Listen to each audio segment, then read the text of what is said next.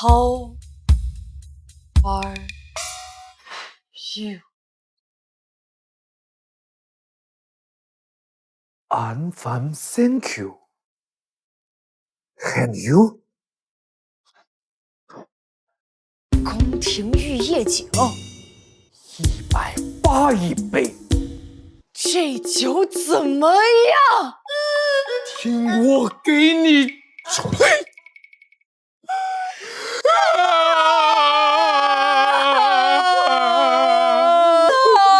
！5年，整整5年，我终于等到另外一个穿越者了。我穿越了，还是一个弑君夺位的恶毒皇后。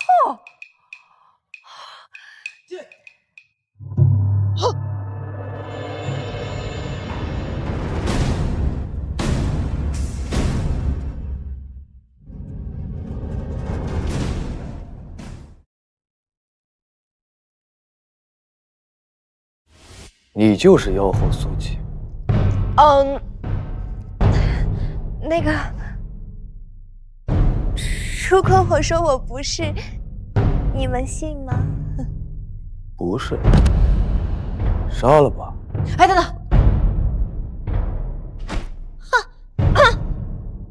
我是。那就碎尸万段。什么？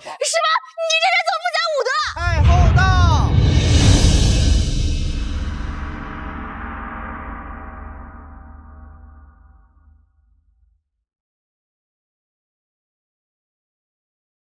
苏季还不能杀，为何？他腹中怀有陛下唯一的子嗣，就算要杀，也得等他生下孩子再说。有孕在身，没怀呀。怀了。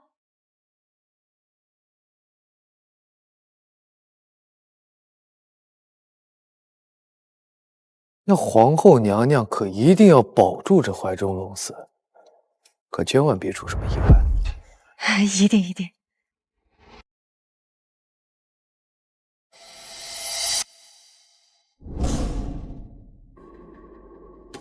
苏季，你别以为哀家是在帮你，若不是怕这江山落入商王手中，哀家早就将你碎尸万段了。按照原主的记忆，商王在封地拥兵自重，一直被皇帝跟太后所忌惮。如今皇帝死了，商王若是以拨乱反正的名义上位，名正言顺，难怪太后会如此紧张。假孕的事儿不能被商王发现，你得尽快还上身孕。我这上哪儿怀个孩子去啊？哀家会帮你的。啥？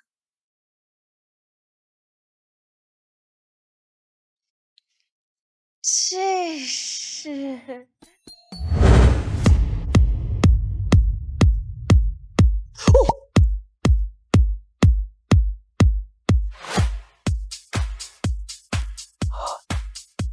你挑一个，今晚就把房圆。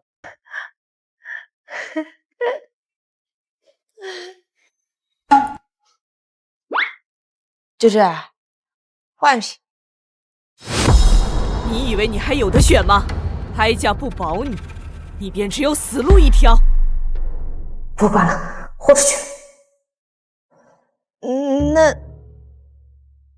那就他吧。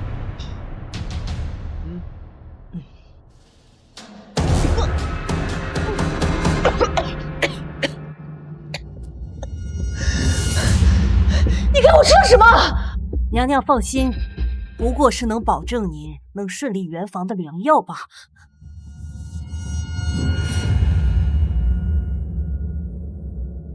你是说，太后给皇后找男人侍寝？是，宫中眼线传出的消息。本王就觉得皇后这胎怀的蹊跷，果然有鬼。看来今晚有好戏看。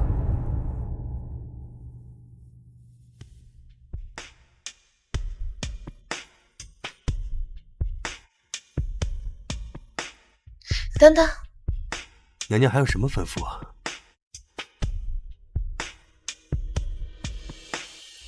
想不想玩点儿刺激的？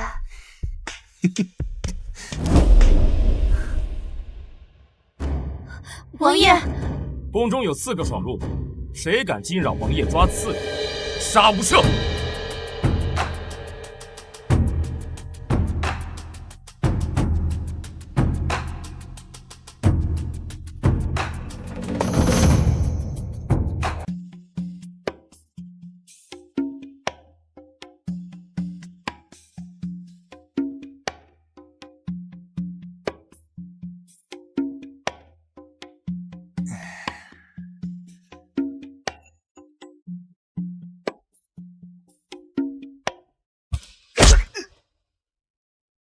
刺激吧？哼，老娘才不想玩假怀孕那套。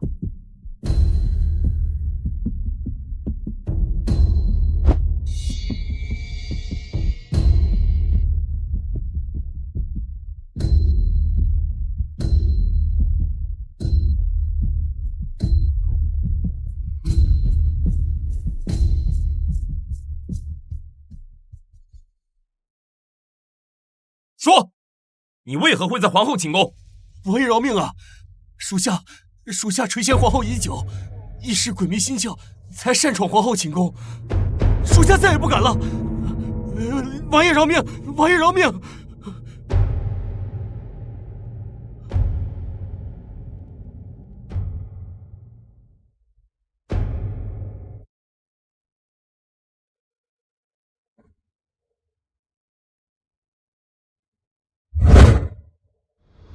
此话当真？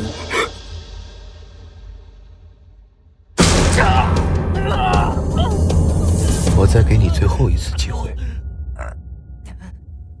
属下真的没有撒谎。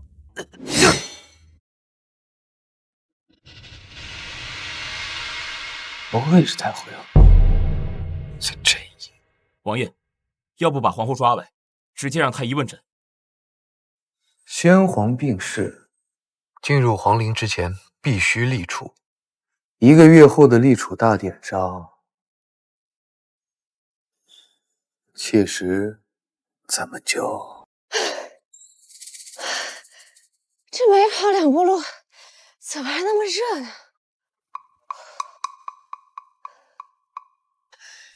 你给我吃了什么？娘娘放心，不过是能保证你能顺利圆房的良药罢了。他该不会给我吃的是催情药吧？哎，王爷，您的头又翻了。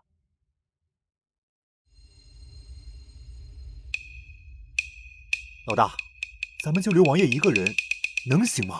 要不你跟上去，你试试王爷会不会杀了你。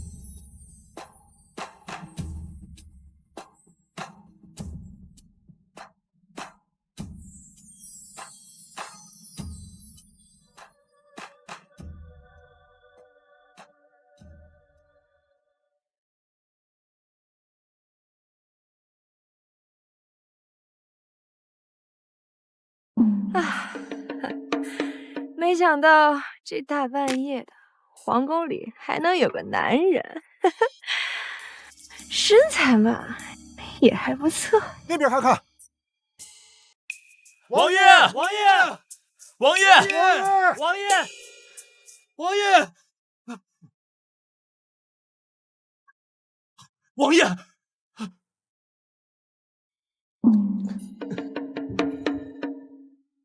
王爷，你怎么在这儿啊？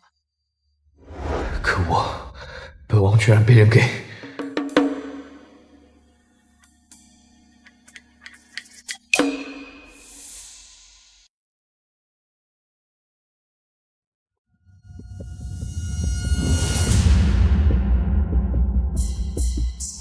不管你用何办法，把玉佩的主人给本王找到。是。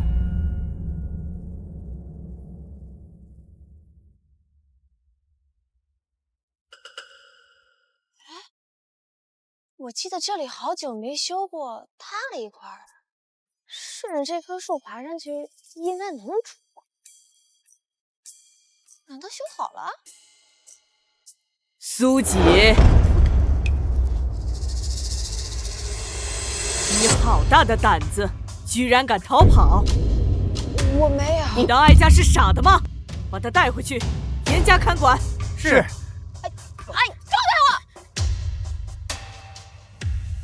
李侍卫已经被商王杀了，需不需要老奴再找一个体魄强健的侍卫？不必，商王必定是听到什么风声，所以今夜才会突离。此时行事，不欲把把柄递到他手上。那怀孕的事，先装着，待到临产的时候，再找个男婴顶替。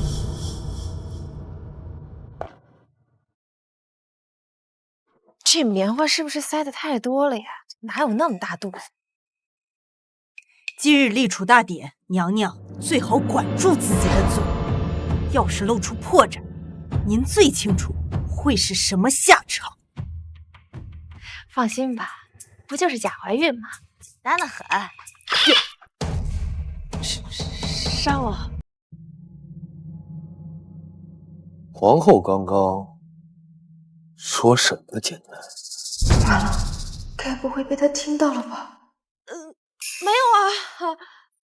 哦，我刚刚说大典这不快开始了吗？再不赶紧走，不赶趟。是吗？可本王明明听见和怀孕有关。王爷您听错了。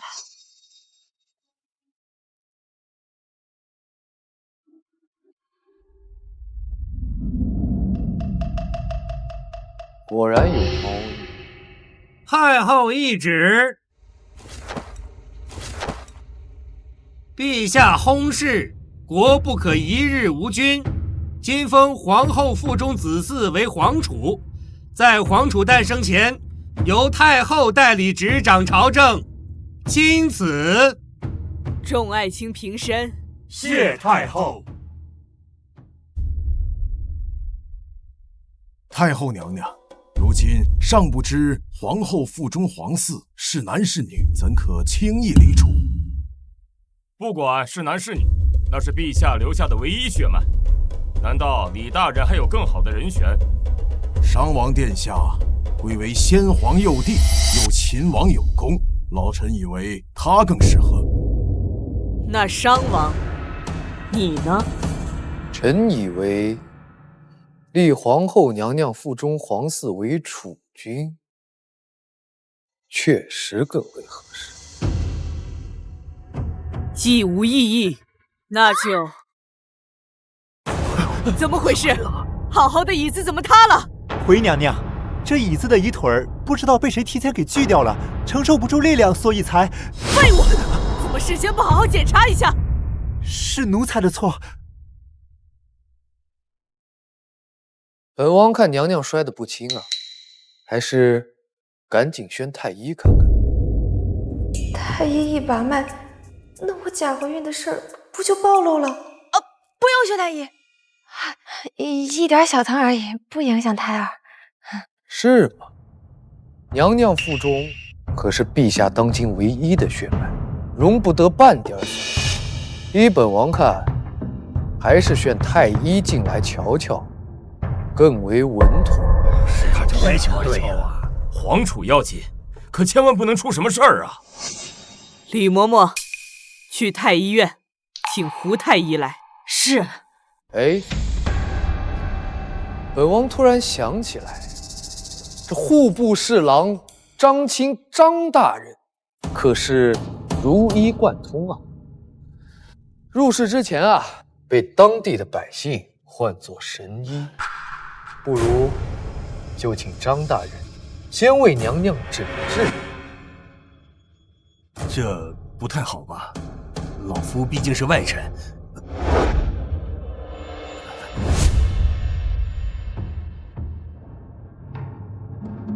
张大人就别犹豫了，能有什么事儿比皇嗣更重要呢？太后，您说呢？皇后娘娘，那老臣就失礼了，还请皇后娘娘伸手让老臣替您诊脉。真的不用？不用。皇后如此抗拒就医，莫非是害怕被发现什么？还是说娘娘压根儿就没怀孕？娘娘说的是真的。商王是何意？难不成是哀家在骗你？本王自然不敢质疑太后，只是不敢排除皇后欺骗太后的嫌疑。难道正如商王所言，皇后压根没有怀孕？皇后要是怀孕了，那为何如此抗拒张大人给她诊脉呢？我看十有八九就心里有鬼。我没有。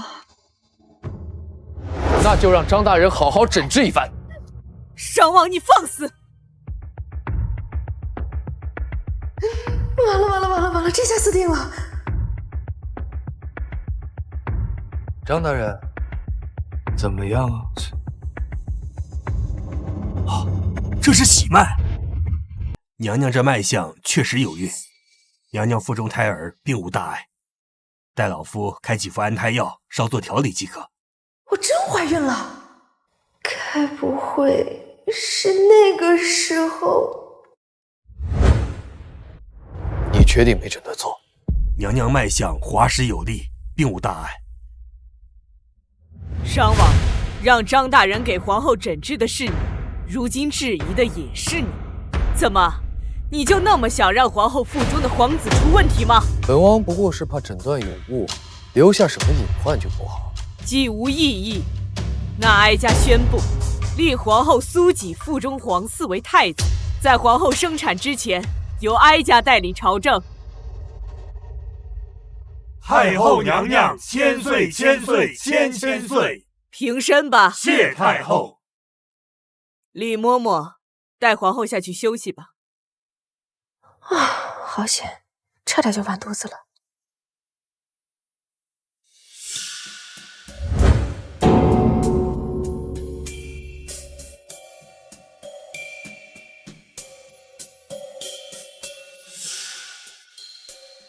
这是何物？这是李嬷嬷给本宫准备的护药，暖宫用。可本王怎么瞧着娘娘这肚子好像小了不少？有吗？让本王想想。陛下薨逝之前卧床1月有余，娘娘这身孕应该是在这之前就怀上了，算算日子应该有3个月。张大人，这孕肚是3个月该有的吗？商王，你到底想说什么？太后还不明白吗？娘娘肚子里可不是陛下的血，而是和某个野男人私通怀上的野种。这成何体统？娘娘不承认也没关系啊。慎刑司有上百种刑法，总有一种能让娘娘开口。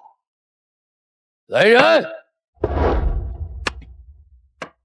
王爷，谁敢？王有何不敢？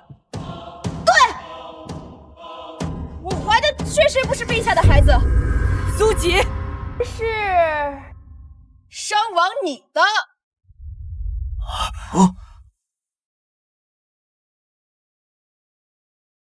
胡说八道什么？谁说我胡说八道了？你能怀疑我，我就不能怀疑你吗？陛下对本宫有多么的偏爱，各位应该都略有耳闻吧？后宫佳丽3000，那陛下是独宠我一人啊！虽然皇上有病在身，但又不代表不能生育，所以我这皇嗣啊，就是在服侍皇上的时候怀下的，所以1个月也正常啊。这男子生病确实不影响生育，只要元阳不受损即可。唉，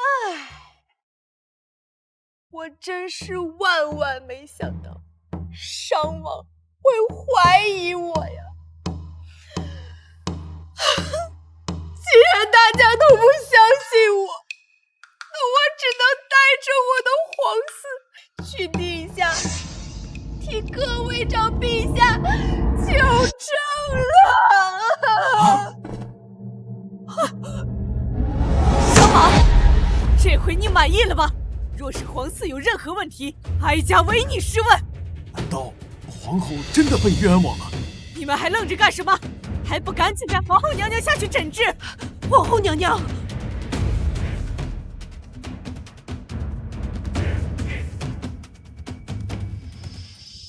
等等，商王还想做什么？自然是带皇后去瞧太医。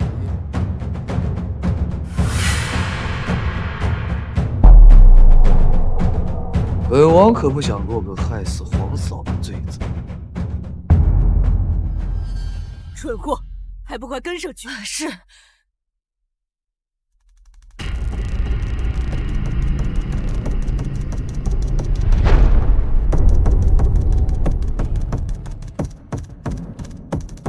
这皇后倒是比本王想的聪明。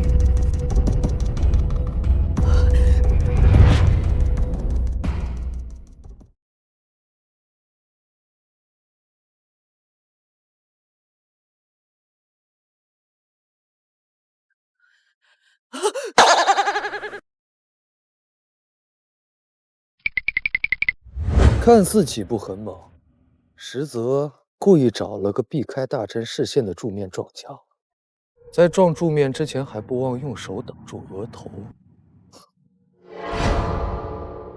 太后阴险毒辣，不值得你如此卖命，不如和本王合作。说的好像跟你很行一样。你说什么？到底是本王狠还是太后狠？皇后日后自会见分晓。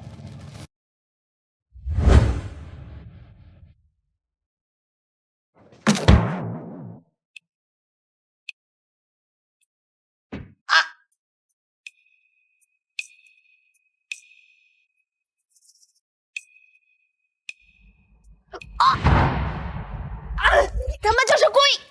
啦啦啦啦啦啦啦啦，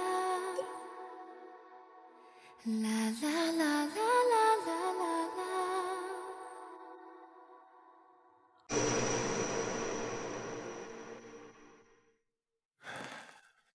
娘娘好生休息，本王就先走了。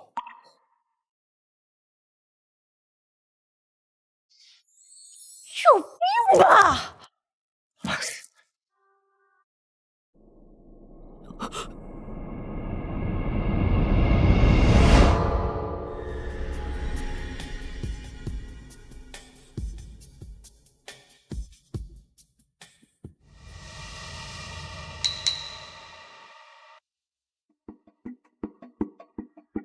你说，商王知道苏几装晕，非但不生气，反而二人还十分亲密。没错，老奴当时瞧着他们都快亲上了。老奴怀疑这皇后怕是早就跟商王勾结到了一起。苏几是商王上位最大的阻碍，他们二人怎么会？你是不是看错了？娘娘难道忘了，这苏几一心想要逃出宫，跟您本就不是一个阵营的，说不定商王允诺了他什么。你说的也有道理。如今立储已经结束了，不是先王即将入陵吗？哀家本打算借着送葬的时机除掉商王。若是那苏几有不臣之心，那哀家也不介意将他一并除去。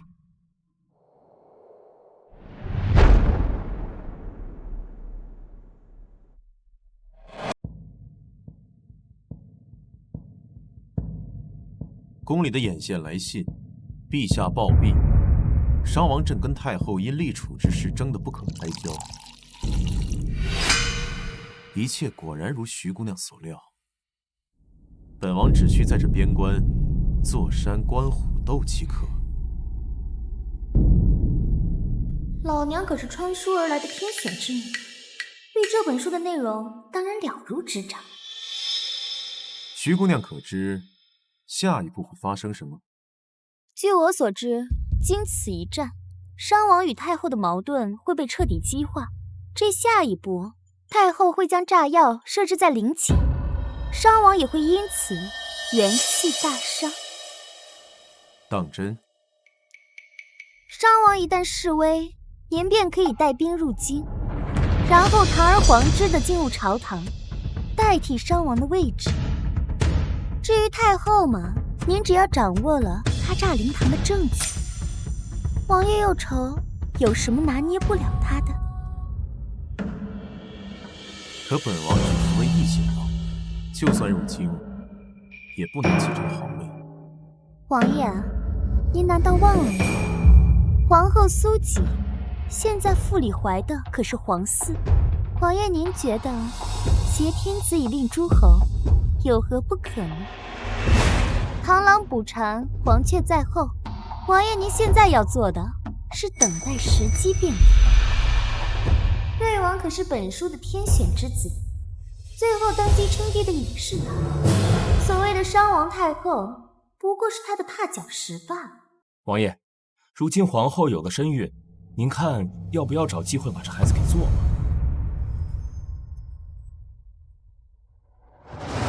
先不急，如今朝堂上下无数双眼睛盯着本王，一旦本王有所动作，一定会被人察觉。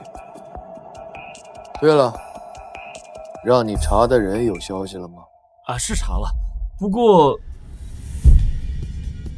哦，属下查清楚了，那块玉佩啊，乃是当年波斯进贡的金丝玉，能有这块玉佩的，只可能是皇室中人。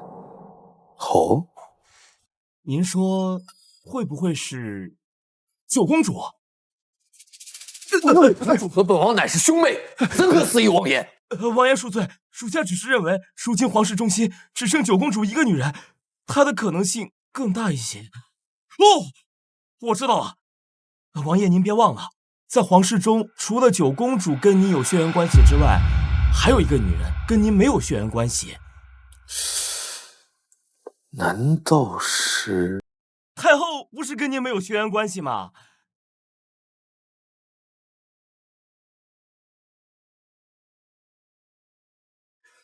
你还跟我太后？你才太后！你才个太后有一腿！你太后！太后！非逼本王动手。王爷，你要去哪儿啊？去皇宫，你查不到，我亲自去查。王爷，等等我！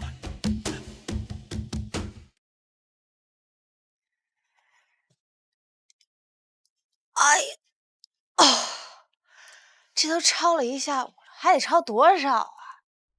太后娘娘说了，在先帝下葬之前，娘娘每日都要抄满100遍经书，向先帝赎罪。什么100遍？那个，我这就抄，这就抄。不行，真超过100遍，我还不得累死啊！得想个办法。有了，只要我去拿经书的时候假装摔倒，不就能请假休息了？嘿，嬷嬷，我换本经书抄。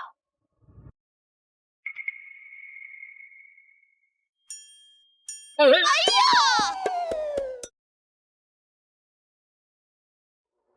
太乙真人，这不是现代的东西吗？古代怎么会有呢？难道除了我以外，还有别的穿越者？皇后娘娘，你拿本经书还要拿多久？嬷嬷，请问这个地方平时都会有谁会来呀？自然是皇子公主们，平时犯了错，都会被太后娘娘惩罚到这儿抄写经文，自我反省。皇子公主，苏吉，你让本公主好找。公主，您这是做什么呀？苏吉，你害死我二哥，我母后不处置你，我可不会放过你。九公主是先帝异母同胞的妹妹，看这架势，是要替先帝报仇了。公主，千万别冲动啊！苏吉现在怀有皇储，千万动不得啊！今天谁也别拦住我！本公主今日就是要苏吉，你命偿命，给我按住他！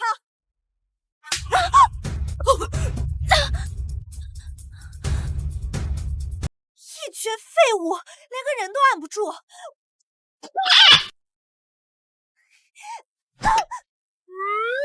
去你妈的！苏吉，你疯了吗？你居然敢打本公主！打我撒！你打我撒！老娘，皇后，打你区区一个公主，我还要挑日子不成？再说了，九公主意图要谋害我的孩子，我这叫正当防卫。什么狗屁皇储！谁知道你肚子里怀的是哪个野男人的种，还敢冒充我皇兄的孩子！闭嘴吧你！太后已经当着众大臣的面封我肚子中的孩子为皇储，你一口一个野种的叫着，什么意思啊？你这是在怀疑太后？我可没这么说。那就赶紧滚！以我现在的身份，就算杀了你，太后能拿我怎么样呢？这个人这么蠢，看着不像穿越者，那看来画太乙真人呢，就另有其人了。我杀了你！九妹，都及笄了，形势怎还如此？四哥，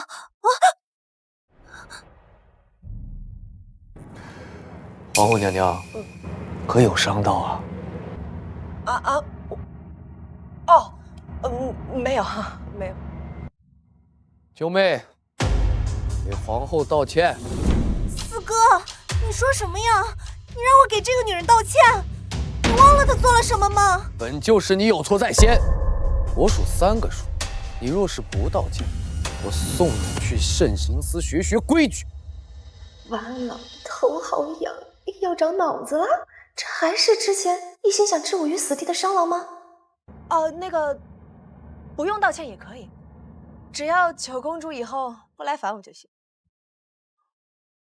3、2，对不起，没吃饭吗？对不起，你给我等着，我回去告诉母后，让她替我做主。哼！岂有此理！这二人如今装都不肯装了，竟敢公然勾结在一起！娘娘息怒。起来。娘娘，老奴觉得不能再忍了。苏锦若真的和商王勾结在一起，若不趁早除掉，日后必成大患呢。而且瑞王在边境也虎视眈眈，这各方势力都可能影响娘娘独揽朝政大权啊！你说的对，先下手为强，咱们务必想个周全的法子，务必一击即中。李嬷嬷，你可有什么主意？娘娘，先皇出临之日，商王和苏锦必定会随行，我们可在此中安排。这倒是个机会，但务必要保证万无一失。若是没有把商王干掉，那瑞王那边也得多加警惕。哀家不能让这2个绊脚石坏了哀家的好事。娘娘放心，老奴定会精心安排，绝对不会出任何岔子。到时候这天下就尽在娘娘的掌握之中。好，此事就交于你去办，记住，一定要谨慎行事，绝不能让任何人察觉。娘娘放心，老奴明白，定不负娘娘所托。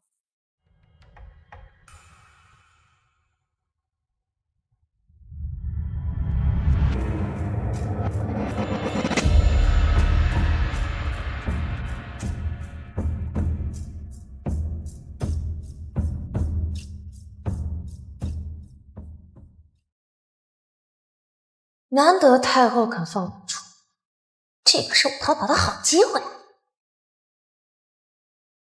停车！怎么回事啊？我想拉板。啊，本宫想如厕。皇后娘娘，这里离驿站只有几里地，要不忍一忍？不行，很急。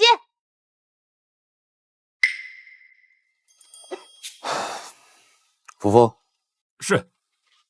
原地休息。跟我走。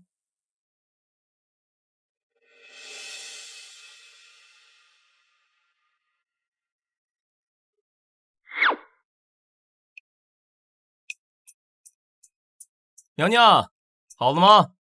哎呀，你们在这儿，我这拉不出来，便秘。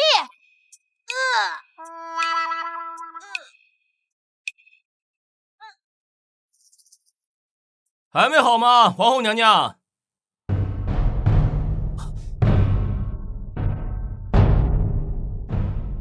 完了，皇后不见了！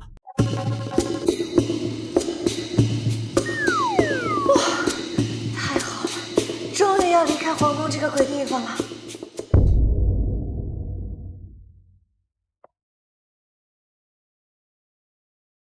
可都安排好了。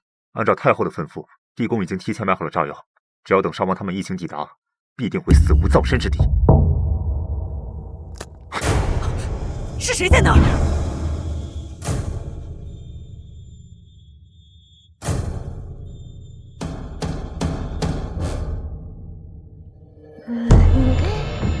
嗨，李嬷嬷，好巧呀！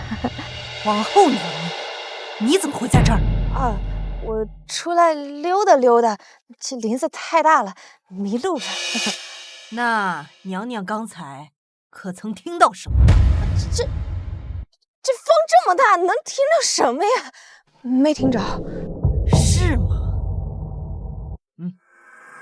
哎，等等，李嬷嬷这是什么意思？我这肚中还怀着皇嗣呢，您不能这样。皇嗣？哼，娘娘该不会把这野种真当成皇嗣了吧？一个将死之人，我不怕告诉你，只要商王一死，太后娘娘彻底没了隐患，想从宗祠里过继哪个皇子都行。你们这是过河拆桥！什么过河拆桥？皇后娘娘不是早就跟商王勾搭在一起了吗？事到如今还装呢！商王，别让他跑了，追！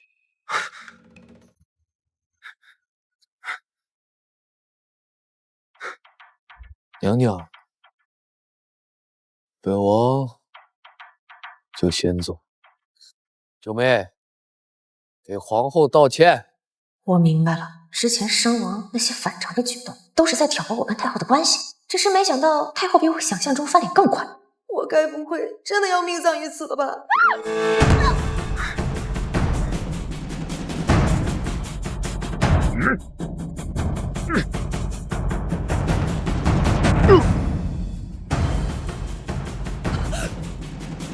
是他。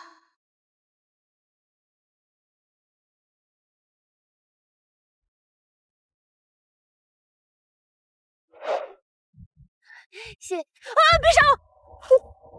差点忘了，我现在可是商王的眼中钉，他恨不得找机会除了我呢。我知道太后的计划。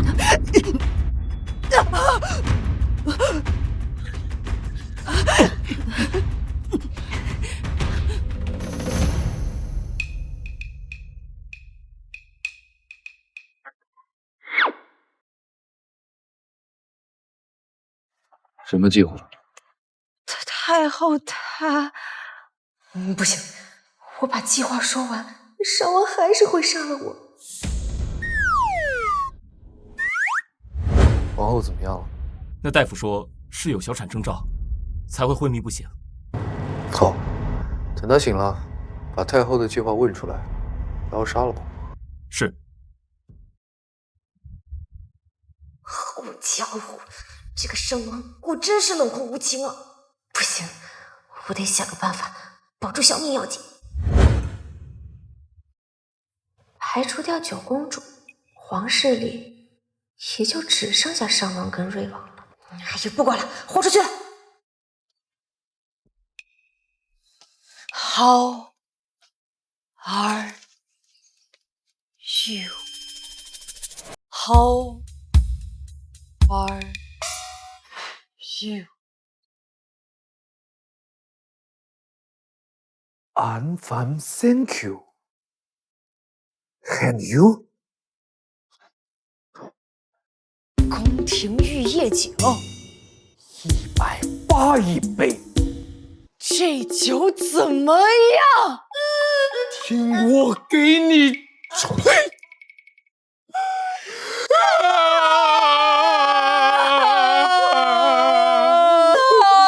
！5年，整整5年，我终于等到另外一个穿越者了。你知道这5年我怎么过的吗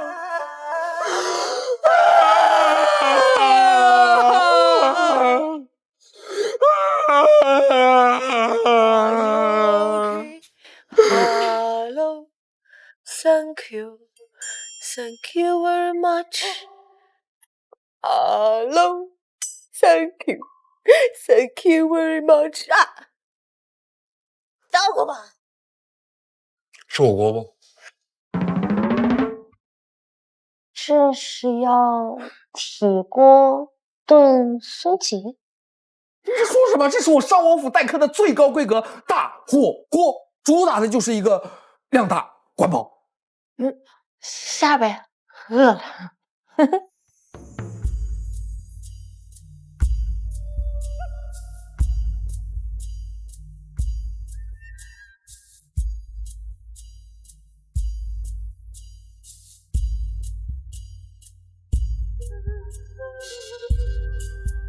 还吃？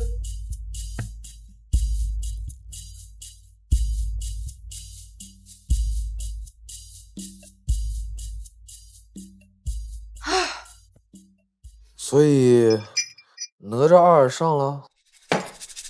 上了呀！人心中的成见就是座大山，申公豹竟然是个好人。巨头狗，你给我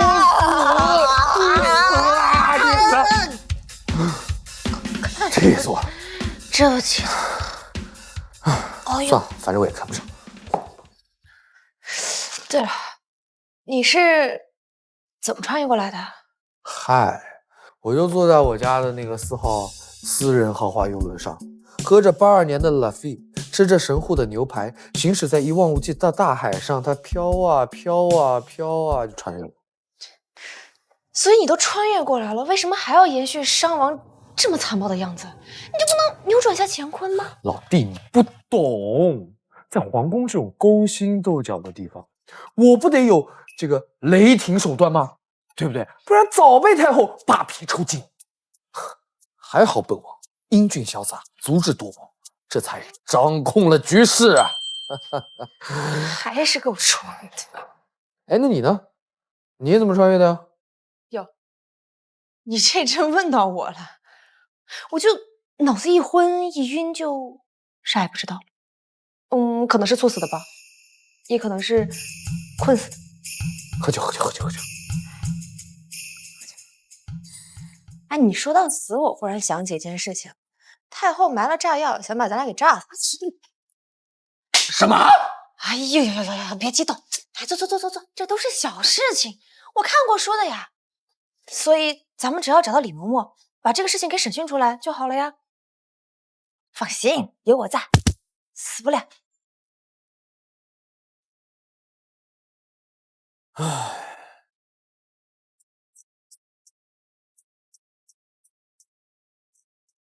王爷，哎，王爷，你怎么了？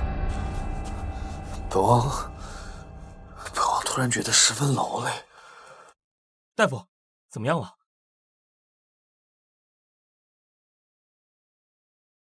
大夫，怎么样了？哎，王爷，王爷怎么样了？你快说呀！王爷这脉象跟皇后娘娘相似，竟然竟然像是小产！你这庸医胡说八道什么呢？这女人才会小产，我们家王爷可是男人，男人小产，老夫也是第一次见。但是这脉象确确实实是小产之兆。王爷，您是否感觉下腹传来坠痛，时有痉挛，身子还十分乏力？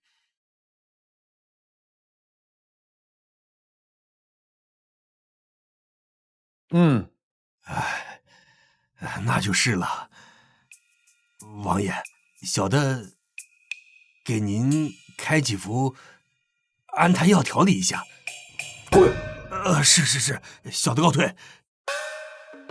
王爷，您不会是一个……我劝你想好再说。我不说了。不过，王爷一个大男人，怎么会有小产的征兆呢？哎，王爷，您还记得5年前那苗疆圣女说的话吗？苗疆圣女，这赤尾伏毒乃我族圣物，一旦破身便会分化，同他生死捆绑。他生你生，他死你也得死。当初他求爱不能，便给王爷下毒，试图跟您捆绑在一起。这虽说未能得逞吧，但是这毒却一直留在您体内。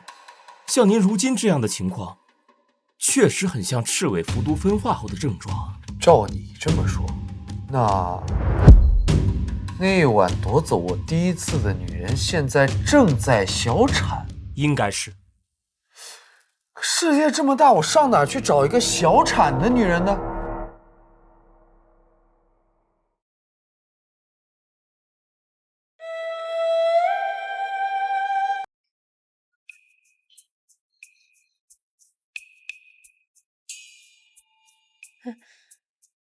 那个，有事儿吗？这个玉佩是不是你的？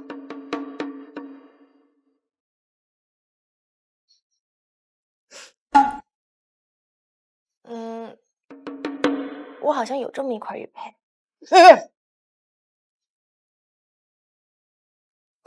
这个玉佩是工人捡到的，我就想着可能是你的，所以就问问你。如果那晚的女人是苏锦，那是不是意味着她腹中的孩子？陛下对本宫有多么的偏爱，各位应该都略有耳闻吧？后宫佳丽3000，那陛下是独宠我一人啊！虽然皇上有病在身，但又不代表不能生育，所以我这皇嗣啊，就是在服侍皇上的时候怀下的，所以1个月也正常啊。也不一定。不管怎么样，为防日后生事，还是不要让他知道他跟本王的事为好。王爷，这李嬷嬷拒不招供啊，我们能用的刑法全都用了，她就是半个字都不肯透露。这老骨头嘴也太硬了吧！嗨，就算李嬷嬷她不招供，又能怎么样呢？那皇陵门口那些炸药还有证据，能废了不成？父皇，现在有一件非常重要的事情需要你去办，你赶紧去皇陵门口把那些炸药撤出去，然后把证据收集回来，咱把证据摆在太后的面前，就算她退不了位，那文武百官也会对她失去信任啊。到时候咱们再顺道推一下摄政王的事情，这权力不就自然而然到了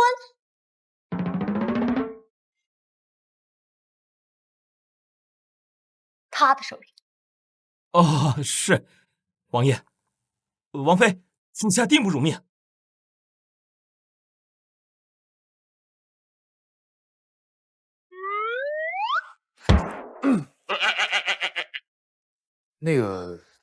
这个扶风吧，除了嘴巴不太靠谱，其他办事儿还是能信任的啊。这事儿也挺大，咱们还是小心点儿。是啊，对。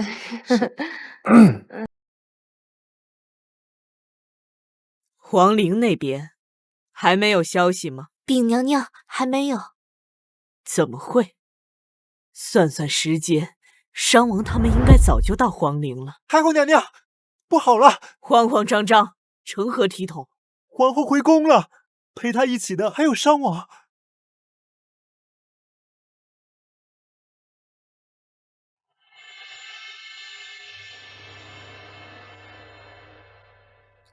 太后娘娘，臣今日有事启奏。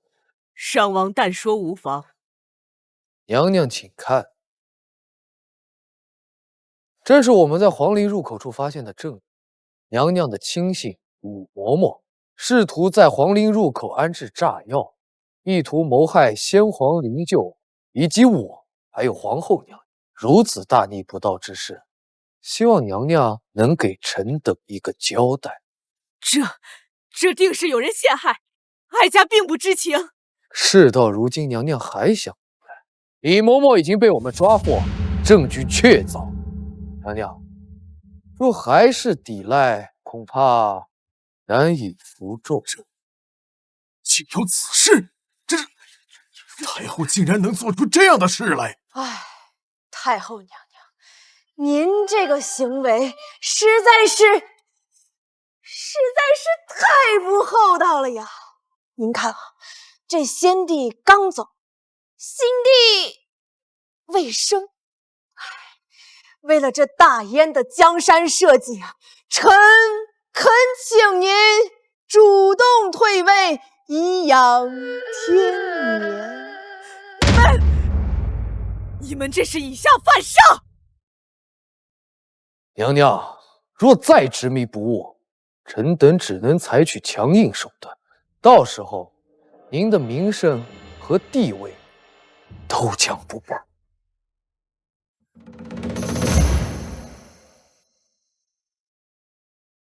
罢了，哀家这就退位。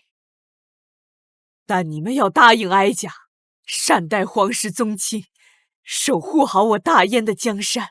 娘娘放心，臣等必当竭尽全力。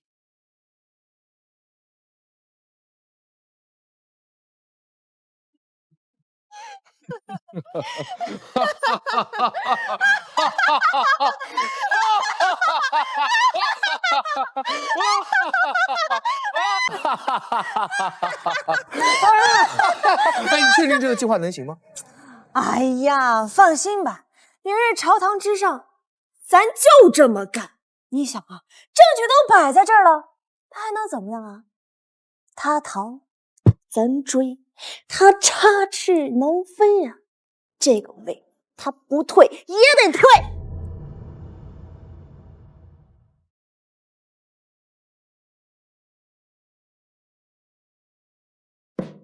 好了，别愁眉苦脸的了。你想啊，明日朝堂之上，咱把这个证据往那太后脸上一甩，当着满朝文武的面揭露他的狼子野心。顺道，咱再提一下摄政王推举的事情，对吧？哎，来，为我们明日的胜利干杯！干杯！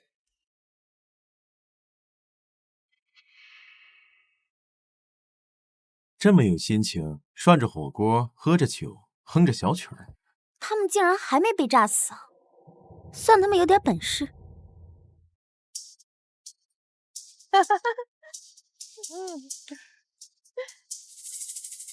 他怎么在这儿？太后懿旨：瑞王屡立战功，于边疆之地奋勇杀敌，保我大燕安宁。今太后年事已高，精力不足，难以独理朝政，特封瑞王为摄政王，总理朝政大事。待皇嗣出生之后，再移交权力之未来皇帝亲政。钦此。臣谢太后恩典。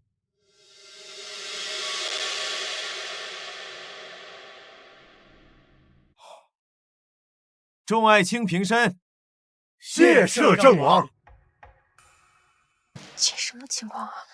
太后怎么把摄政王的位置留给了瑞王啊？这太后几个意思啊？我也不知道这太后搞什么鬼。今日起，本王将总理朝政，为了大燕的繁荣昌盛，本王将颁发一系列新政。首先，削减各地冗余的官员编制，淘汰庸碌之辈，以减轻朝廷财政负担。其次，鼓励农桑，新开垦的农田3年内免征赋税，以促进农业发展。再者，加强边境军备，扩充军队规模，以防外敌入侵。吾王千岁千岁千千岁！这怎么快去请走啊？那皇陵之事，现在问这些还合适吗？众爱卿，快请起吧。谢瑞王。诸位有所不知啊，近日李嬷嬷犯下大错，她处心积虑私自购买炸药，意图对先皇陵寝不敬，犯下滔天之罪。本王已查清此事，为正国法，已将李嬷嬷就地正法。他怎么可以这么快呀？他抢先了一步处理了李嬷嬷，断了我们的线索，我们该怎么办啊？我也不知道他到底怎么做的。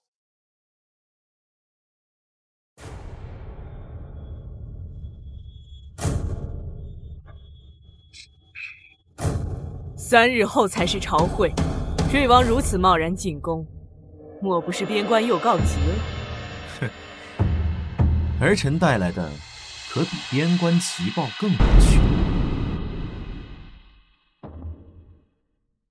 太后不妨看看，这匣子里装的可是您最珍爱的东西。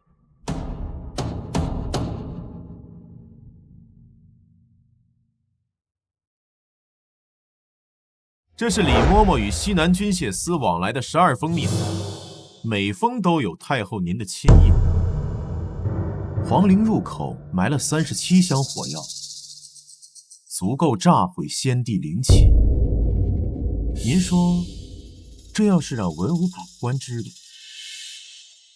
放肆！哀家何止！臣自然知道不是太后您的手笔。李嬷嬷已经画押，她说是商王之事。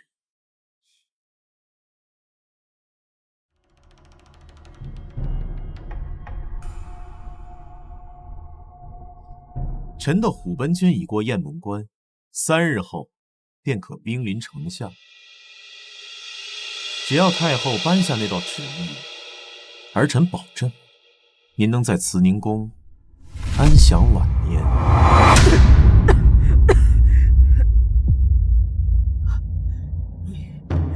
你连李嬷嬷都不放过，这是她的福气，替太后承担骂名，总好过被商王千刀万。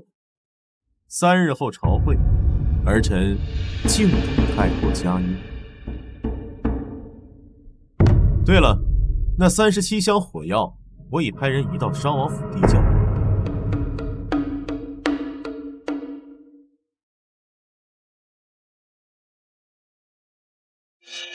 诸位可知李嬷嬷临终前说了什么？她说，这一切都是商王指使。商王怎会做出如此大逆之事？李嬷嬷乃是太后心腹之人，若是商王所指使，瑞王仅凭一纸血书定罪，恐怕瑞王血口喷人。这是李嬷嬷用自己的心头血写着的证词。她说，商王承诺封她为诰命夫人，让她在皇陵埋下炸药，企图炸死先皇，嫁祸太后。这瑞王惹的太狠了，这剧情怎么发展到这个地步了？这剧情，我李嬷嬷诰命夫人。四哥，你这苦肉计演得可真好。哼，不惜让自己陷入险地，就为了坐实太后的罪名。证据呢？仅凭一纸血书，就想定本王的罪？这是从李嬷嬷的贴身香囊中搜到的，四哥亲笔书写的行动计划。四哥，你说这印鉴是真还是假呀？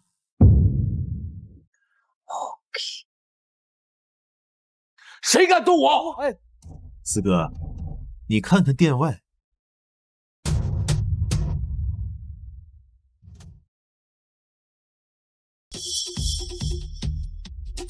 谁敢动王爷？太后娘娘，您看这……尔等放肆！哀家还没死呢。哀家以为李嬷嬷罪大恶极，死有余辜。好在先皇的皇陵安好，皇后和腹中的太子安好，想必是先皇在天有灵，护我大燕。可是太后，商王谋逆，证据确凿。摄政王，仅凭李嬷嬷一面之词，就定商王的罪，未免有失公允了。皇后也要抗旨吗？诸位爱卿认为如何？老臣以为，兹事体大，不可听信一面之词。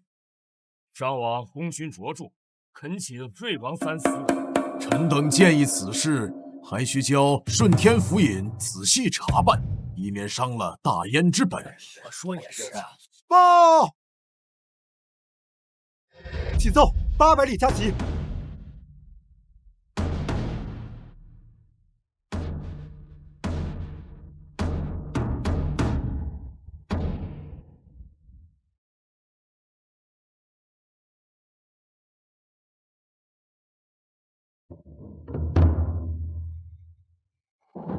什么？江夏突发瘟疫，死伤过半。瘟疫啊！瘟疫！诸位，本王收到800里加急军报，商王属地爆发烈性瘟疫，3日内已死3000人。怎么这样？此等瘟疫传播速度极快，快则3日，慢则7日，必死。瑞王，敢问此病有何应对之法？这是商王属地传来的求援信，因为商王封锁属地，致使疫情失控。瑞王，本王属地分明相安无事，是你谎报军情。这是本王的亲信绘制的商王属地的感染分布图，看这蔓延路径，分明是从商王府开始的。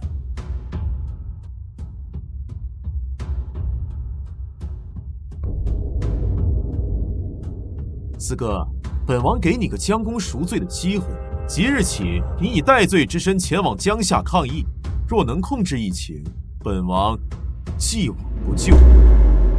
四哥，你说这是天灾还是人祸呀？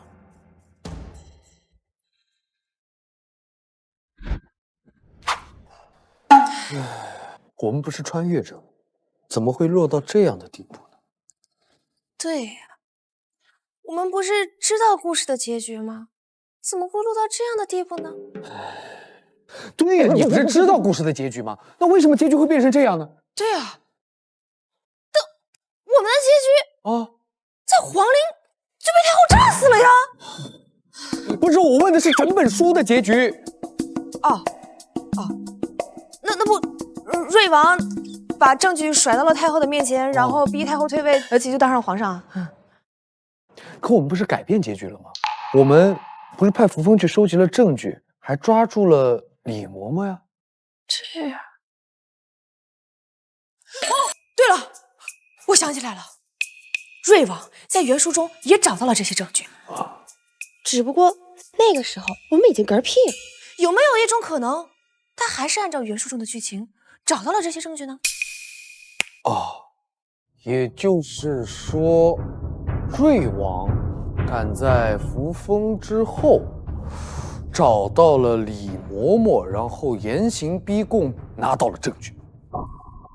然后在我们回去的路上，他们也快马加鞭，提前找到了太后，并且把这些证据甩在了太后的脸上，逼太后退位，太后无路可选，所以只能把摄政王的位置让给了他。瑞王成为了摄政王，他就对我污蔑展开了4连击，所以他把李嬷嬷的屎盆子全都扣在了你的脸上，还伪造了你的印鉴，让满朝的文武都大吃一惊，最后更是使出了瘟疫这一杀手锏。他甚至还说我要封李嬷嬷为诰命夫人。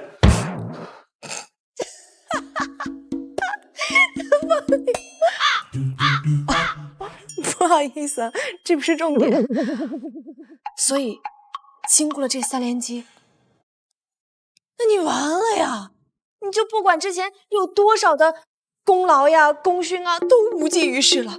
你在没有证据之前，唉，简直就是黄泥巴掉裤裆啊！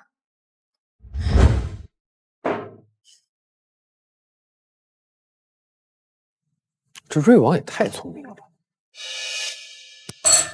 我靠，他不会也是个穿越者？他也是穿越者。对啊，你想啊，虽然徐岩在书中是穿越者，但他都是按照书中剧情走的呀。如果我们不去干涉这些东西，他还是会按照原剧情走的呀。但是我们现在打乱了计划，瑞王他还全部知道咱俩的计划，简直把咱俩拿捏得死死的呀！在原书中，瑞王要干掉你，要干掉我，然后干掉太后，然后上位。但是现在我们已经把这滩水给搅浑了，那他到底是怎么知道这一切计划的呢？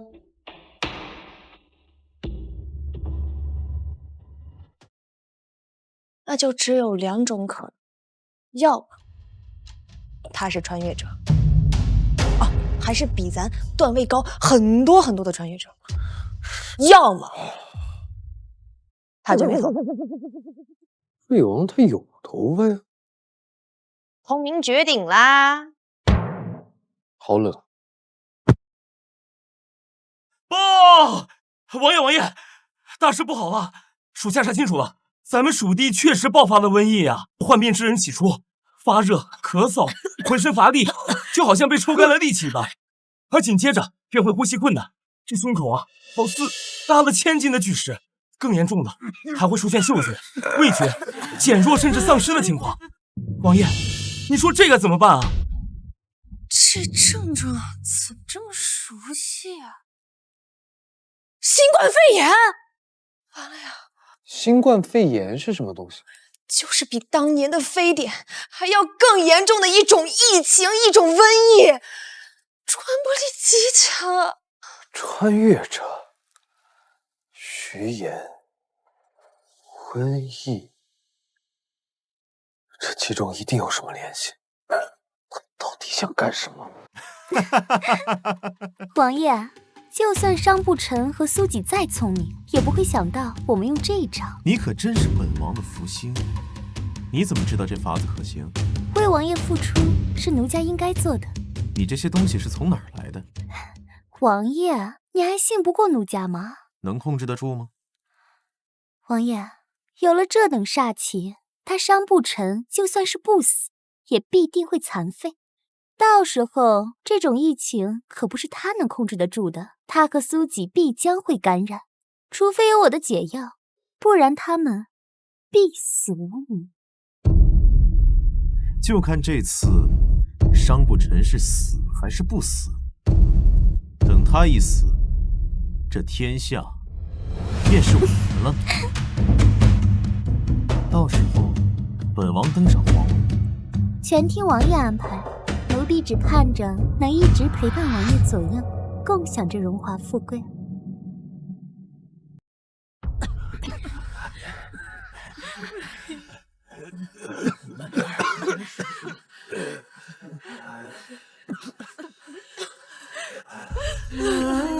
怎么会变成这样？这些百姓太可怜了。5年前我穿越的时候，瘟疫还没有发生，怎么会这么严重？那个春节，整个城市仿佛被按下了暂停键，全城封路，全村都封路，每个人都被迫关在家里，不敢踏出门一步。然后呢？然后怎么样？当时整个医院都被患者挤满，人满为患，医生们不顾自身安危，奋战在抗疫的第一线。可是还是有很多医生因为感染而牺牲了。这3年里，经济受到了巨大的冲击，大家都被困在家里，无法正常工作和生活，买菜都要靠社区统一配送，每天都要过得小心翼翼。只要听到有人咳嗽，就会心惊胆战。一旦出现咳嗽症状，紧接着就会高烧不退、腰酸背痛、喘不过气、心跳加速。很多抵抗力差的人都没能挺过去。然后呢？这场瘟疫是怎么被解决的？靠的是一个强大的国家，靠的是全国上下齐心协力共同抗疫。我们现在也可以做到的。我们把染病者统一安置到一个地方，进行集中救治，未出现症状者立即进行隔离观察，防止疫情进一步扩散。同时，我们调集全国有能力、有经验的医生，共同研究治疗方案，一定能找到应对这场瘟疫的办法。福凤，通知各地官府，全力配合，把感染者和未感染者分开，还有广贴黄榜，招天下名士，共同商讨救治之策。是。我们不能让这些百姓白白受苦。你先安排救援，我去找一下瑞王。哟，这不是苏皇后吗？姐姐突然大驾光临，所谓何事？瑞王呢？摄政王他日理万机，现在正处理内务呢。你一个先皇的妃子，不在后宫安分守己的待着，跑来瑞王府干什么？姐姐说这话倒是奇怪了。得道者升天，我要去哪，还轮得到姐姐来管吗？行了，我也不跟你兜圈子了。我来这儿只问你一件事：新冠肺炎的病毒是不是你带来的？什么新冠肺炎？你胡说八道些什么呢？别装了！我问你，新冠肺炎的病毒是不是你带来的？你到底是谁？你怎么会知道新冠肺炎的？果然是你。我是谁不重要，现在马上把疫苗交出来。好啊，我还真是没想到你也是穿越者呢。想不到在这古代还能碰见熟人呢。现在不是扯这个的时候，赶紧把疫苗交出来，救人要紧。救人？他们是人，那我呢？你知道我受了多少苦？你知道我刚穿越过来的时候，他们是怎么对我的吗？他们打我、骂我、凌辱我，我每天生活的连畜生都不如。我每天生活在惶恐之中，生怕一不小心就被拖出去斩了。我好不容易爬到现在的高度，可又有谁心疼过我？所以，你就让百姓用自己的生命来满足你的私欲，伤害你的又不是他们。现在交出疫苗，我可以既往不咎。你说的倒是轻巧，不把你和商王扳倒了，你觉得我能安心？只有把你们扳倒了，我在未来才是高高在上的皇后，到时候我还用得着你说既往不咎吗？就算你成为皇后，踩着尸体上去的位置，安心吗？全城的百姓用生命来弥补你的过去。我们明明都是同一个时代的人，你为什么会这么做？你的人性呢？良心呢？良心？你经历过我的苦，你要是没经历过，就少在这假惺惺的说教我，简直不可理喻！赶紧把疫苗交出来！我再说一次，回头吧，现在还来得及。我告诉你，来不及。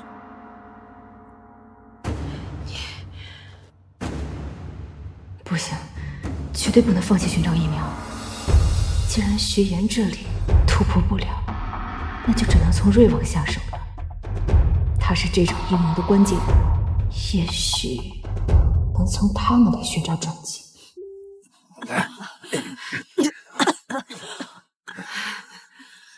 站仔细点儿，好，来，这边过来，我亲一亲。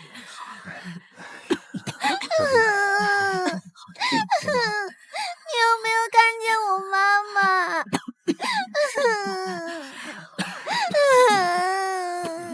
只找到这些。好，记住，一定要抓紧时间把病患安治好，千万不能让疫情再扩散了。王爷，是摄政王。哦，摄政王，您可算回来了。这不是皇后娘娘吗？什么风把您给吹来了？摄政王，您知道现在疫情有多么严重吗？如果没有高科技的医疗水平，这场疫情将严重到无法控制。高科技就是高超的医术。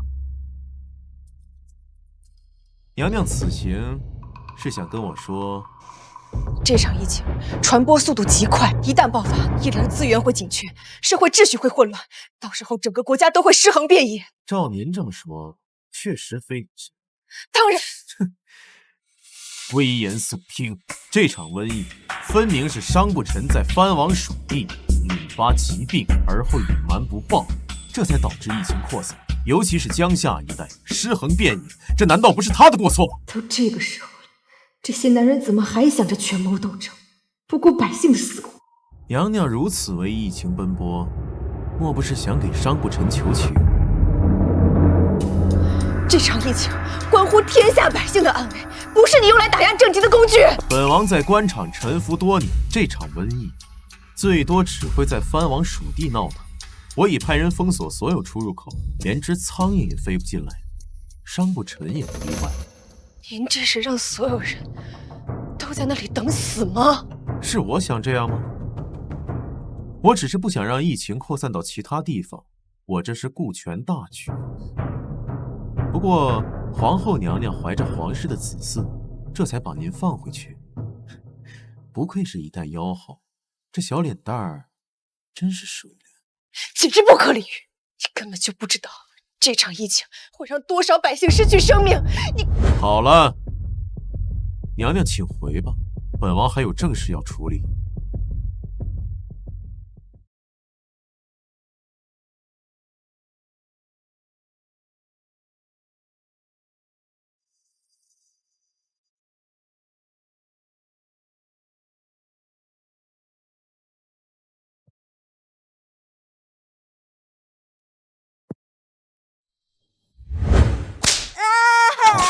我听说啊，商王6岁的时候就聪明伶俐，这回啊更是不得了。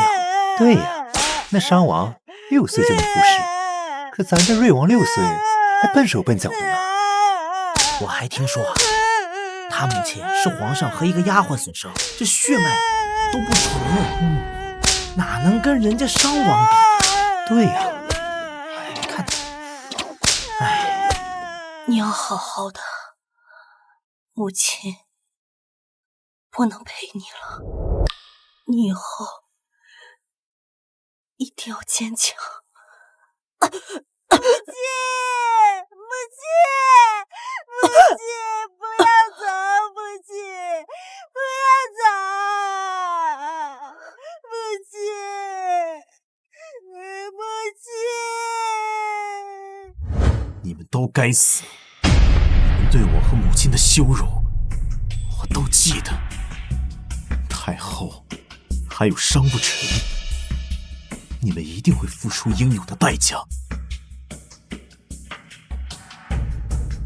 母亲，你放心，他们一定会得到应有的下场。你怎么这么严重了？你怎么来了？这里没你的事儿，快回去。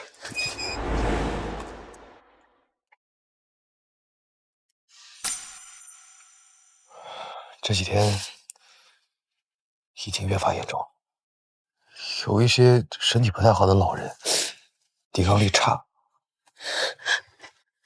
已经走了。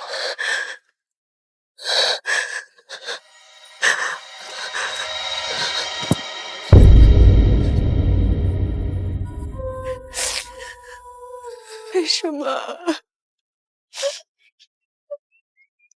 我为什么救不了他们啊？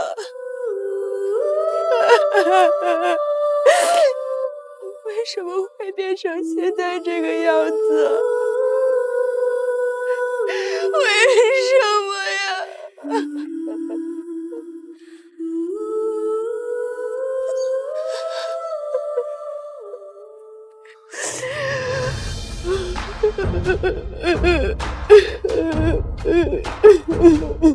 没事的。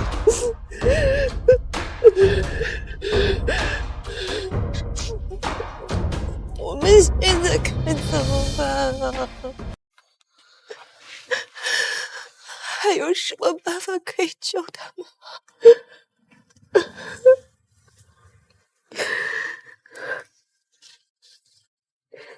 别着急，着急也没用啊！别忘了，我们是穿越者，虽然我们笨吧，但是我们可是有华夏上线5000年的文明，总有办法的，对不对？无论发生什么事，只要我们一起来面对，都没有问题的。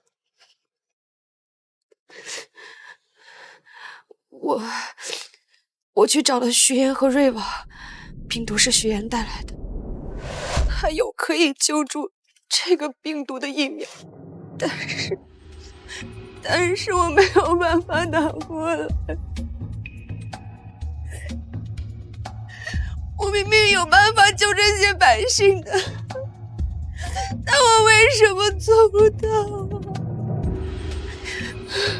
曾经一个个鲜活的生命，现在都被病痛折磨着，我却无能为力。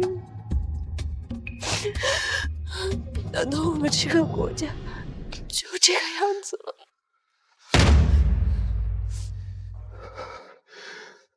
如今形势已经如……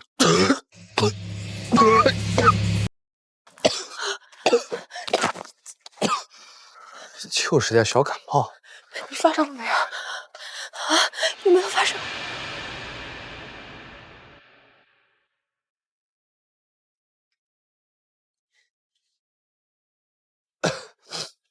那个，生活苦闷，走，喝点小酒去。谁现在还有心情喝酒啊？烦闷的时候嘛，总要找点乐子，喝点酒，解解压。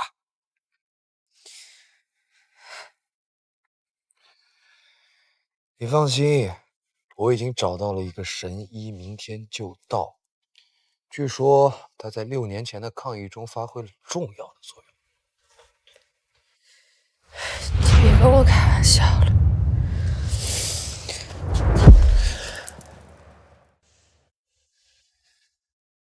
真的？那我骗谁都不能骗你呀，是不是啊？啊，大傻丫头你，你看看你脾气差，不讲道理，性子还虎。谁虎了？走，喝酒去。这个，咱们这是疫情期间条件艰苦，就喝点这个小毒酒，吃点这小甜菜。就咱俩这关系呢，要是在穿越之前，我好歹给你开一瓶罗曼尼康帝。现在，我要喝黑桃 A。出息，下辈子。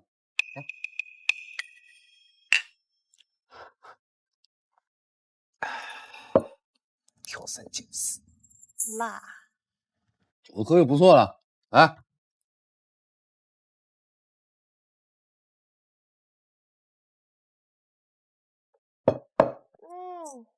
哼，再杯。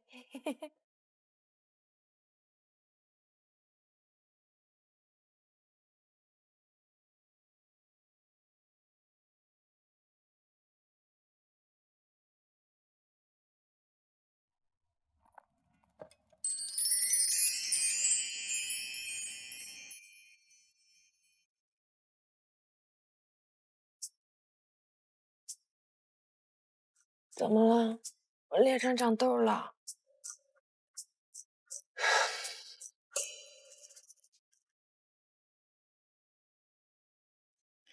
这个玉佩你认识吗？大哥，你都问了我好多遍了，我上次不是跟你说了吗？你到底有什么这里说的？那天晚上是你吗？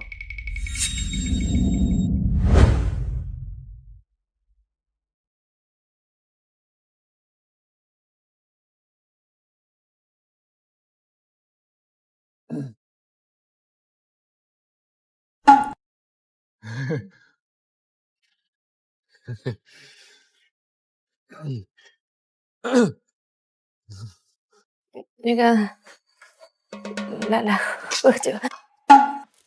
这是最后一次喝酒了。为什么？嗨，老娘这身板子还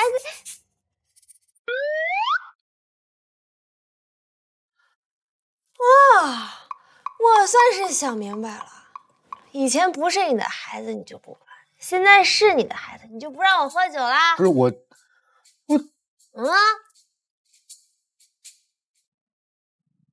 哥俩好。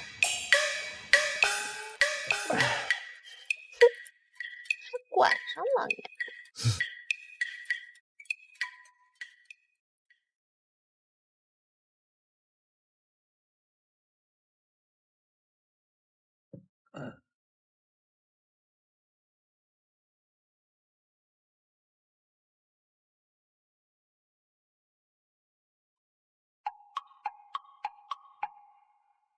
你小子是在嫌弃老娘吗？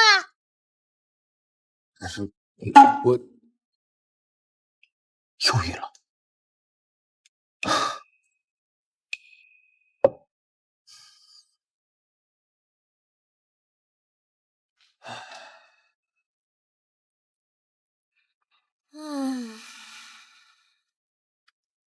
咱们在这儿举目无亲的，你可一定要照顾好自己啊！万一我怎么可能倒下？我外套呢？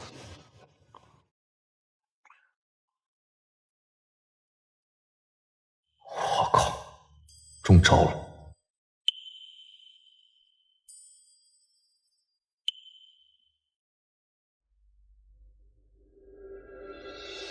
我就睡一会儿，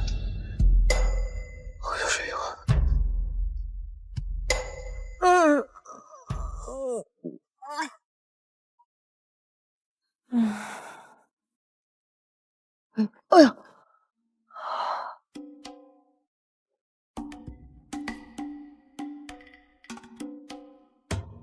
哎呦，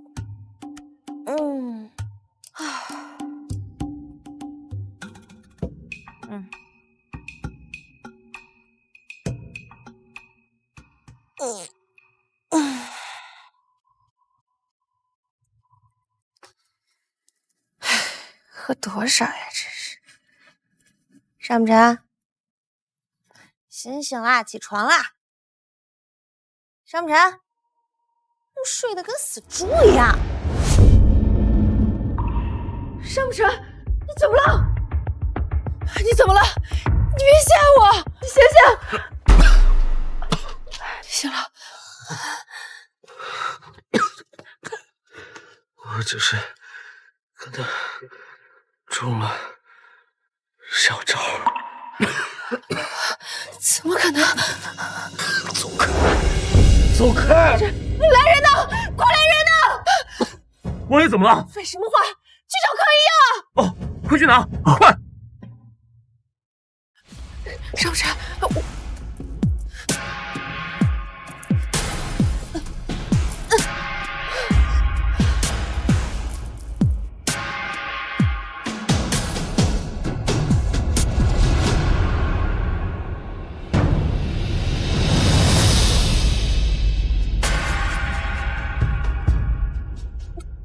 山不山，你醒醒！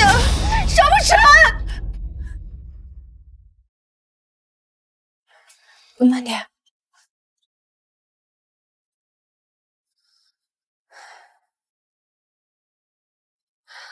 扶风，王爷找的那位神医到了吗？啊？什么神医？王爷没跟我说过。原来你在骗我！根本就没有神医。你说有神医，不过就是安慰我罢了。所以你知道自己中招了，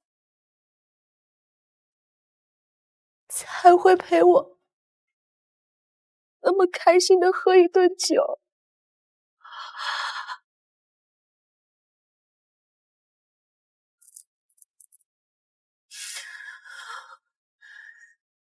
不想让你靠近我，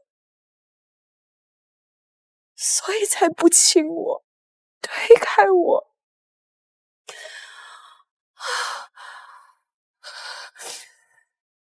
既然你选择生灵涂炭，视人命为草芥，那我就和你们斗到底。哟，皇后娘娘大驾光临，稀客呀！怎么样，疫情控制的如何了？怎么，我堂堂皇后娘娘驾到，连个座都不配吗？好，皇后娘娘挺着孕肚，确实该坐。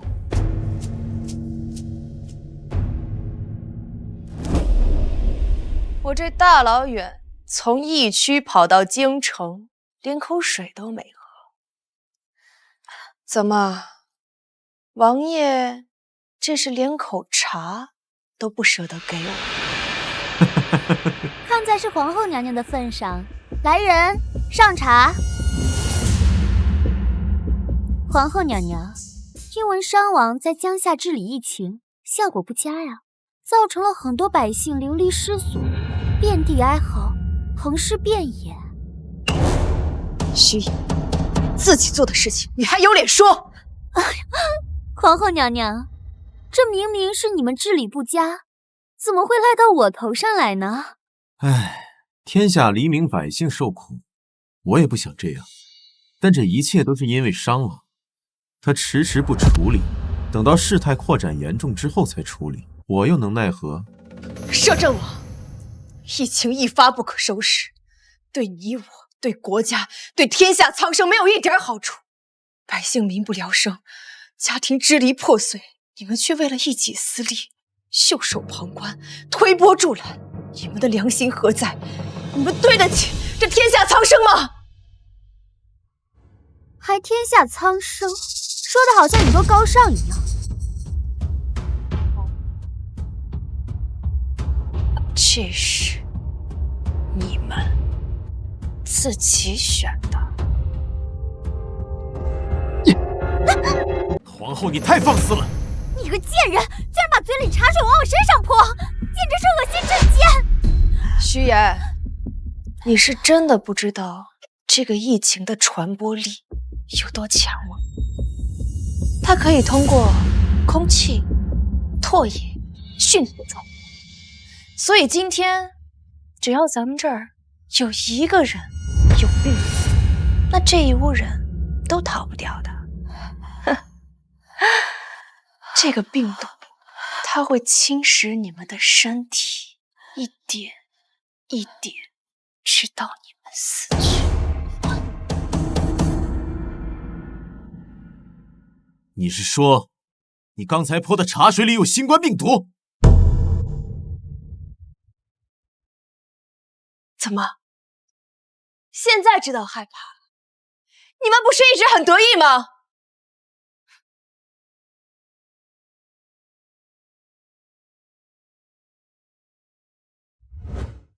既然你们如此丧心病狂，想用这场瘟疫来除掉商王，那我也让你们尝一尝被病毒感染的滋味。徐言，现在知道这场疫情有多严重了吗？野孩子，大人。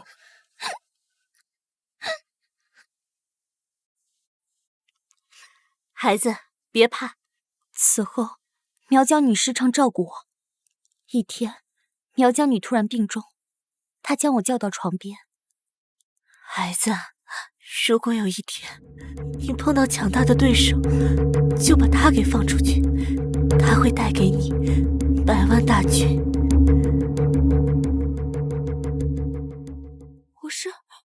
我是为了对付商王，才把这个东西拿出来的。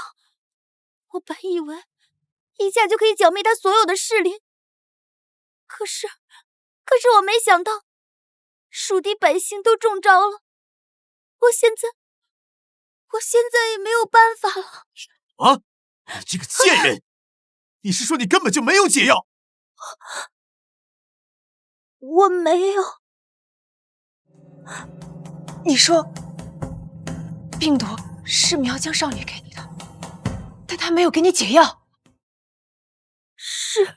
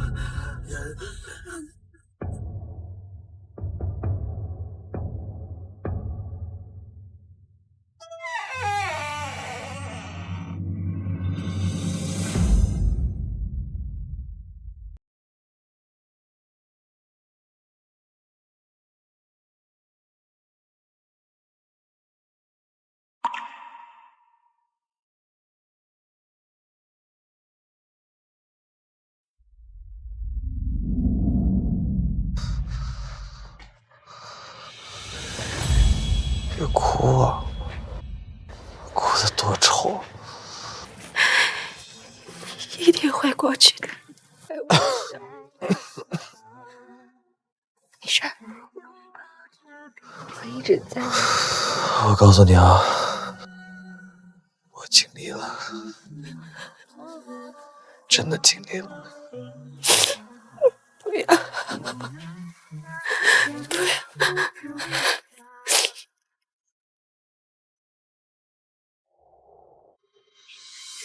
沈不成，沈不成，天上太阳透过云彩的光，不再找约定了的天堂。你说好的，要陪我一起走到底的贱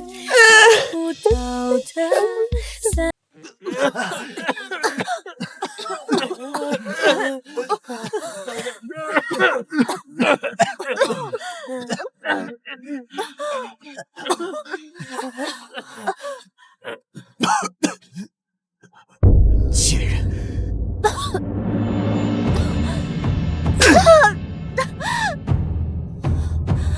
就是你，你还……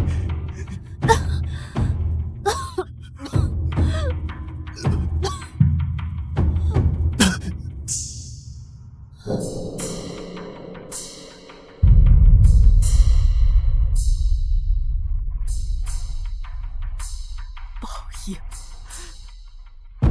这都是报应。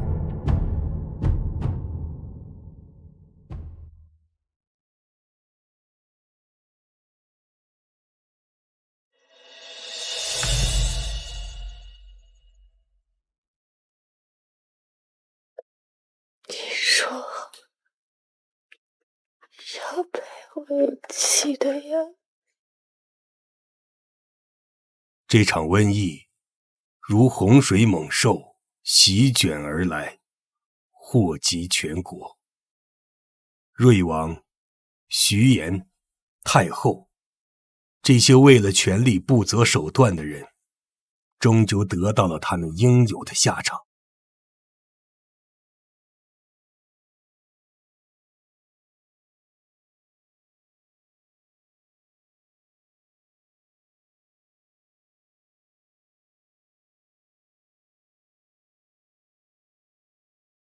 这一年的夏天，天空仿佛被点燃了一般，大旱降临，温度高达45度以上，大地干裂，庄稼无收，整个世界仿佛陷入了绝境。然而，奇迹却在不经意间发生了，连日的高温有效地控制了新冠病毒。那些在瘟疫中幸存下来的人们，也在自我抗体的生长中，身体开始逐渐好转，他们的症状慢慢消失，脸上重新焕发出了生机。好了，终于好了。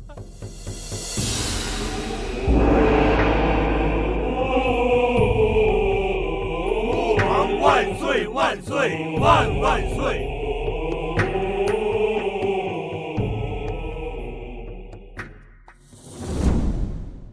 哀家老了，剩下的事就交给你了。母后放心，儿臣定当以天下苍生为念，勤勉治国，广施仁智，不敢有丝毫懈怠，定要让百姓安居乐业。儿臣还会整理朝纲，严惩贪官污吏，使朝堂清白，使国家繁荣昌盛。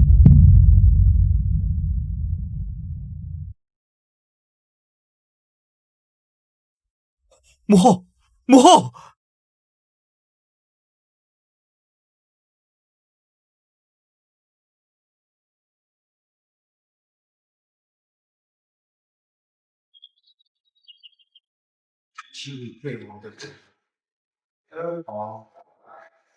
我的天哪！我刚刚是做了一场梦吗？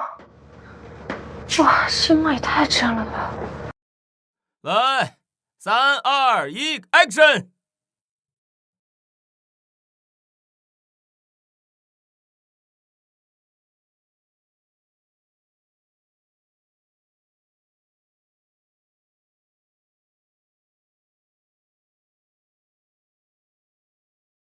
卡，来修补修补，快修补修补！来，各部门动起来啊！别不要动，过去找出来了，慢点，哎，你轻点，快点拿过来。这可以，挺好看的。弄好了没有？叫出来了，不错，行。